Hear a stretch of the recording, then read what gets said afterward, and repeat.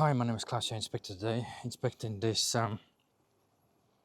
Mazda 3 for you 2020, right? It's insurance right of category S. I've seen the damage left front corner. However, this had some sort of shunt before. It's got slight gap issues. It's got excessive scrapes on this section. Boot lid, it has worn edges in several places where the corrosion develops on these sections. Seems a slightly shade difference. It's dusty, it's hard to see, right? There will be various imperfections, a lot of tree branch scratches, sort of scrapes, excessive abrasion marks, as you can see sort of here. Same thing, you'll get this on a roof, patches. So there's a lot of scratches on the roof. Some of them are hairline, there obviously some rust spot somewhere is present, developing under the coating. Regards to this side, right, alloys are fair, right? It had respray on this door. There is imperfections visible, some tiny mappings, filler marks. This wing has resprayed, replaced, repaired with filler marks, as you can see here, visible, run as this corner has around 400 microns filler used. Gaps, there are gap issues. Also bumper is not sitting properly. That side is kind of up and it's kind of moved that way, right? So it's not perfect. Regards to the leg, I can't find any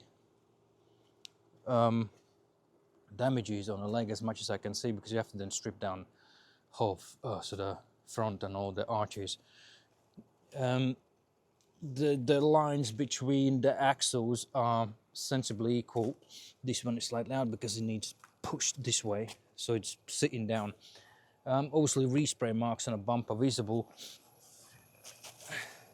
These grills, right, they're still closed, even the open temperature is reached. They should be open now. So basically you have a gap issues at the front, right? Abrasion marks, scrape paint off. You still got obviously scratches here on this side. The coating, it's got a bit of orange peel, but I guess that's how all vehicle is. On when you look at it, it seems like it had some respray, but it's not.